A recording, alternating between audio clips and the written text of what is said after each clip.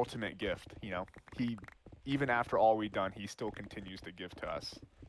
Like that's the beauty of communion, and like that's why I will never go to a church that doesn't offer communion every week, and especially a communion that is thoughtful and is as rich as life as I would say the Catholic or Orthodox communion, because you know we take our time, we say our prayers, we Hmm. hold the communion in reverence. We I love that word, reverence. Yeah, yeah, it is the lifeblood of the church. Yeah, that. A gift from God. Yeah, Logan's friend Lydia and her boyfriend Graham. They're Protestant, and they were starting to get into a tough argument because Graham goes to a Protestant church that, as Logan described, is holds more of that traditional value of having more of a reverence and Hmm. not as Lydia likes her church being more like that big concert, and how Logan described it as, because Logan doesn't really like those big concert churches either, because Yeah. they think it's just like a business. It's not seen more as like an actual celebration. They're playing drums. They're showing that they love Jesus, but they're not doing it fully the right way. But anyway, so Yeah. they were getting into an argument because of how like Lydia doesn't like the slower pace type of service, but Graham Hmm. does. So they were trying to find something in the middle, and it's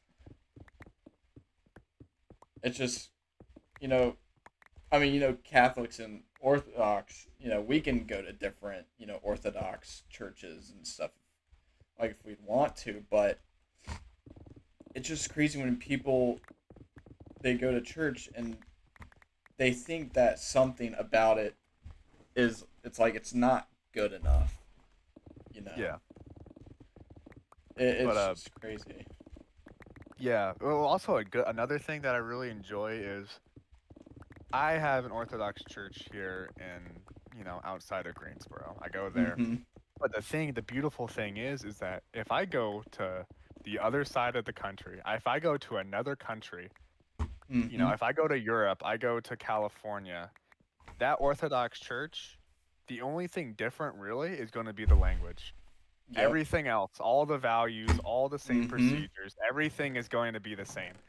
But like when you go to a Protestant church, it could be completely entirely different service, and it's Yeah. like, well, like how do I find any stability in this? And Yeah. it's like, well, you Exactly. don't. It's too influenced by personal decisions, and they don't have any hierarchy structure to tell them what is a standardized way to uh, meet and how to provide church services and how to present them and stuff like that. And it's just like, I mean, if I want to, you know, if I already have preconceptions about how I will, revere and glorify God every time I go to a church, why do I have to change that?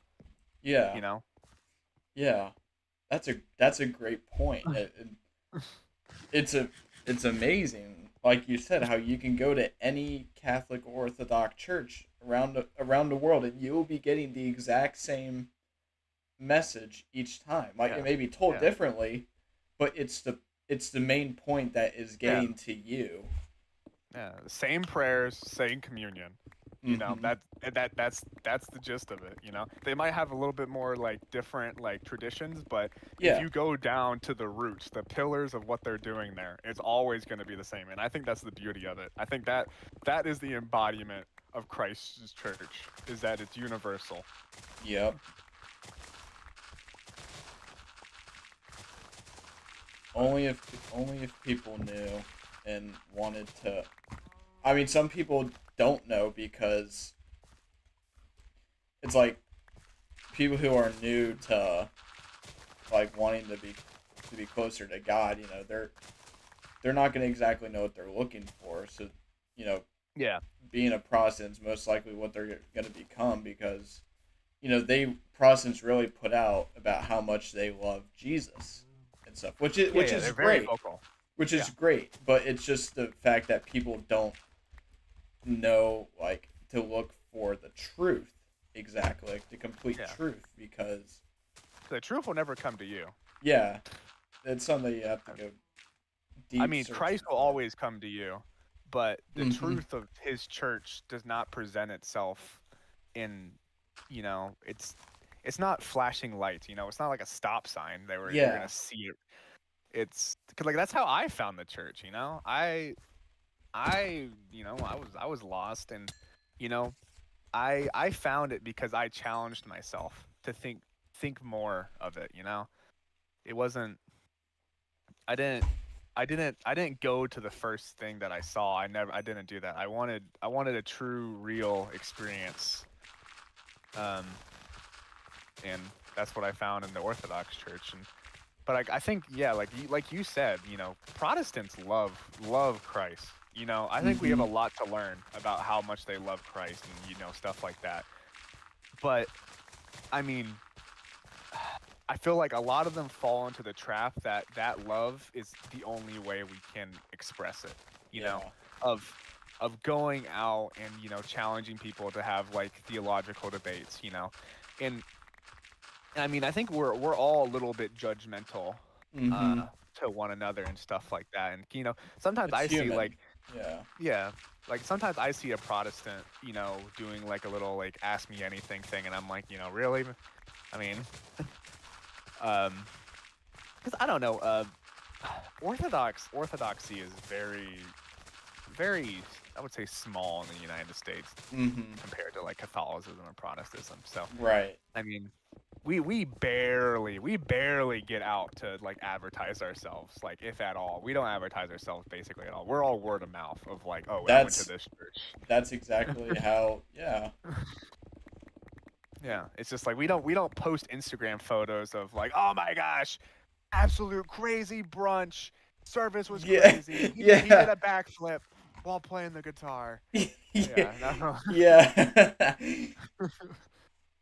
Like no, it's I don't know. We're quieter. I would say we're quieter and we're lesser known. So that Or kind of gives us the ability to a little bit operate under the eyes of people. yeah. But yeah, you know, it's. I mean, I'll go to a Protestant service if my friend invites me, but I mean, I'm taking him to an Orthodox service. Yeah.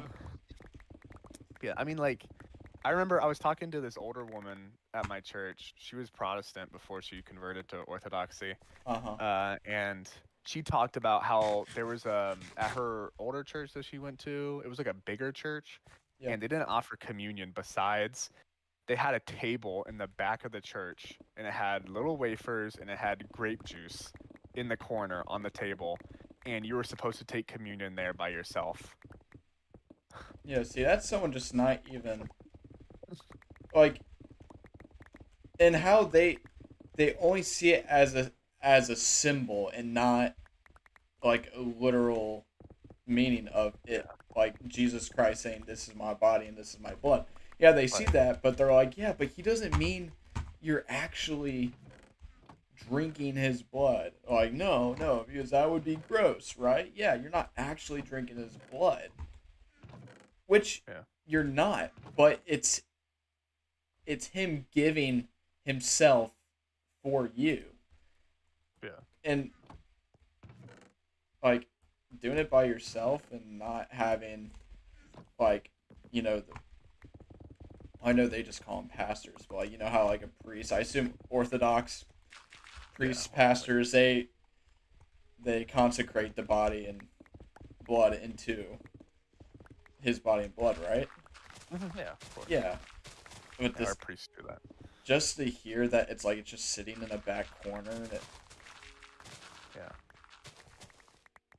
yeah, that's yeah. And like, oh my gosh, I can't get over Protestants not using wine. They're like, oh, we can't use wine, and no, it's an oh, it's out. alcohol. It's like, come on. What do you think? What do you think Christ sat at the Last Supper? What did you think he drank at Yeah, his you Last think he Supper? drank Welch's? I don't think so. He did not drink grapefruit. It was definitely fermented. I mean, like I get it. I get alcohol in a session is bad, but I mean, anything in obsession and like abhorrence is bad. You know, you can't just say alcohol is bad. You know, Yeah. well, what if you do something else that has a negative effect in your body bad, like a lot. You know, it's just stuff like that. You can't. I don't know. I'm Mm-hmm. just happy we drink. You know, we're Yeah. we don't care. See, so they don't do it very often. Like they don't give you the chalice. They mainly when COVID hit, they kind of stopped doing that because Mhm. we've taken like the Eucharist, so it's you can take it by hand, and you weren't putting like your mouth on like a cup that everyone else is gonna be like putting their mouth on. Yeah. Some churches do. Some of the bigger ones tend not to. Yeah. Like St. Catherine's, they kind of stopped once COVID hit, just because they had like 3,000 people, 3 or 4 Yeah. masses a weekend. But Yeah. when they did do it, when I went through like my first communion and stuff, we didn't actually drink it. You just let it touch your lip. Do you guys do that, Yeah. or do you actually? So the chalice. Yeah. So what we do is that our bread is immersed in the chalice with the wine. So Okay. what we do is that they call them like particles, you know, because they're really small, but they're probably like a quarter size of a penny or something like that. So they're bread, they're little small pieces of bread, and it's immersed in the wine. So the priest or the deacon, Uh huh. will you'll stand up there, and they have like the altar boys. The altar boys have a little Like a little like plate, little like. towel. y- Like Okay. they have a little towel, so you know you don't drop it obviously. So they put the towel underneath your chin, Uh huh. um, you know, and then the deacon will like recite, Like the uh, body of Christ or the blood of Christ yeah, or like something. like accept this communicant, Derek, as your like just like that, just like accept a communicant, blah blah blah. And so then they'll take a spoon. They have a spoon in the chalice. They'll pick up the bread that's soaked in the wine, and then they will offer you it. And then you have a choice. You can put your lips around the spoon, but you can also they can just like dump it in your mouth if you want to. But I just take it off the spoon, and then the altar boys will wipe your lips real quick, and then you kiss the chalice, and then you walk away, and then you Gotcha. can yeah, then you get like the holy bread and then like some wine to wash it down and stuff like that. Okay. Like that's how we take communion traditionally. Gotcha. Yeah. But when your priest is consecrating, does he do? I did take this, all of you, and eat of it. This is my body, which will be given up Oh for yeah, you. yeah, of course. We say it like 3 times. Yeah. Okay. Yeah, like we say we yeah, that's like we say a lot of prayers together. Uh huh. Like out loud together. It's like we say the Lord's Prayer Mm-hmm. a lot, and then we recite like forgiveness and stuff like that. We say a lot of things out loud, but all the heavy lifting is done by the priest at the altar. Yeah. Yeah. When we go up and receive, they say like the body of Christ, and we Yeah. say Amen. They'll you can either take it by mouth or by hand, Hmm. which me personally, I only take it by mouth if I'm actually getting it from the priest, because Yeah. sometimes they'll have like uh people who are part of like, it's called the Knights of Columbus, which is just like, these people who really dedicate their time to the church and are always like helping out with things like, sitting people Hmm. down, community service stuff, like leading those things. It's Yeah. mainly them who like the priest like, does like Yeah. a blessing over them or something that allows them to like to give out. But usually if it's by them, I go by mouth. I mean, I go by like my hand. Hmm. But if I'm going up to like an actual priest, I'll take it by mouth. Yeah. The only so in Orthodoxy only clergy can take it by hand. So they'll take a piece of bread, the consecrated host, and they'll take the the blood, and they'll take it by hand. But everyone else has to take it by mouth. We're not because there was um I mean, some there, it's kind of a weird story, but the Orthodox Church kind of stopped allowing to take communion by hand Mm-hmm. because people were taking the communion, the And walk. consecrated host, the Eucharist, and they were walking out of the church and taking and giving it to someone that wasn't Orthodox. Yeah. See, So, in the Catholic Church, like you have to take it before you can like walk off.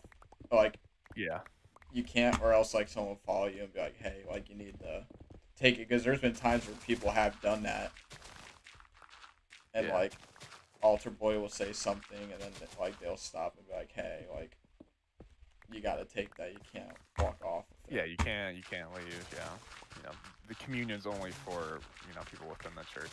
So So you here's don't have to lie. here's a question. So do you guys do anything if anyone drops the host on the ground? Yes, yes, we do. Let me look up the actual protocol. But we also have protocol. Like the priest, there's there's priest books for official church teachings about like what to do if the communion tastes like actual blood. You Uh, know. um, but Orthodox Because dropping. in the Catholic Church, like if someone drops the Eucharist on the ground, someone Yeah. like one of the altar boys, usually they have like a towel thing that hangs off their like wrist, kind of like their forearm, Uh-huh. and they'll take and they'll lay it over it, and then either one of the people who are like giving out the Eucharist when we take communion, Yeah. either them or they'll have the priest, they'll lift the towel, say a special prayer over it, pour holy water around it, and then pick up the Eucharist and then Hmm. eat it. Yeah. Or Well. Yeah. maybe they pick it up and eat it and then they lay the towel and then they do all that stuff. I've seen it a couple Yeah. different ways. Yeah. So like what they do. So like if it's um so they'll so there's a couple of different things they can do.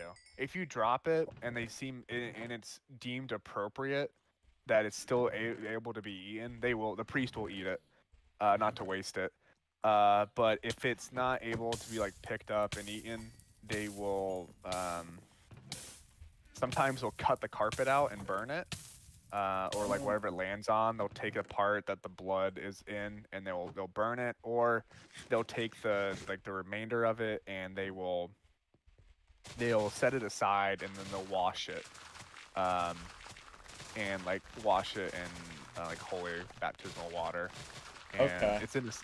And if they wash it, or if there's nothing to be taken of, they'll wash it obviously, but they'll keep it in a separate tank uh, outside of the sewage system. So they'll never throw it down the sink. They have their own little system Uh that they huh. have for their for the holy water and everything, because you obviously don't want to put holy water down the Oh, sink. right.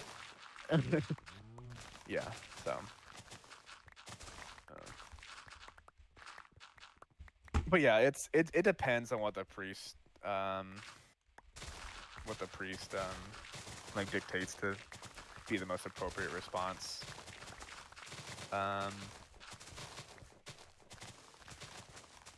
yeah.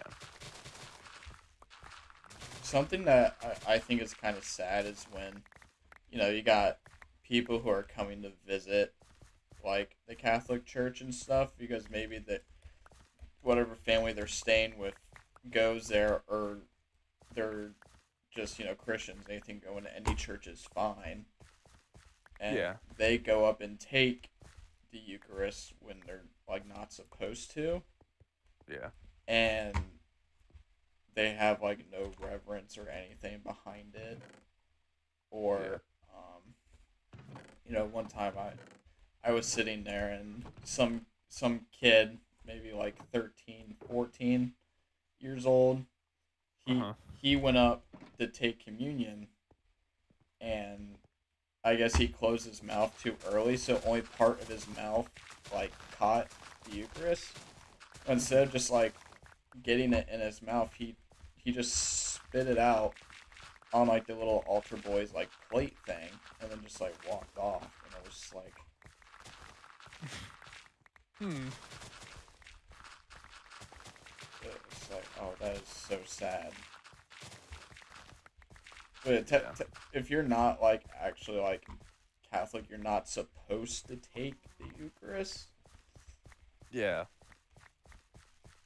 It's just sad when like people don't understand that or something. Yeah. Um. Yeah. The if you're new to the church, it's like you either you either will reach out to the priest of the church and say, "Hey, I'm Orthodox or I'm not Orthodox," but they will recognize you once you get into the line for communion. Yeah. They will say, "Yeah, like, are you Orthodox? Like, where were you baptized? You know, like, was it around here? Stuff like that." They always make sure because we can't give out communion to someone that isn't Right. Orthodox. And uh, Catholics, the Catholic Church, they have like if you can't receive communion, you can just like stay seated and like a special prayer will be said at the end Hmm. for all the people, or you can go up with like your arms crossed, touching your shoulders, and Hmm. they'll still bless you. Which I tell Logan that she can, but she has this like thing about being like judged if she's going up to take communion but not actually receiving it. So she'll just stay back and sit. But Yeah. I don't push her to be like, hey, go up there. I'm just like, you can still go up and get actually blessed if you want to. And I was like, I'll even do it with you because there's times, where I've sinned and I'm not in a good state of grace to where I should be even taking communion. Yeah. But yeah. Same. Same here. They're like, if you're not Orthodox and you like find yourself in the communion line because you don't know any better, they'll just bless you and tell you to, you know, get back, go back to where you were. Um, but yeah, uh, nothing. Yeah, there's no shame in. Yeah, I there's know, no but if shame. you're actively going up there and trying to get communion without it, you'll probably be asked to leave.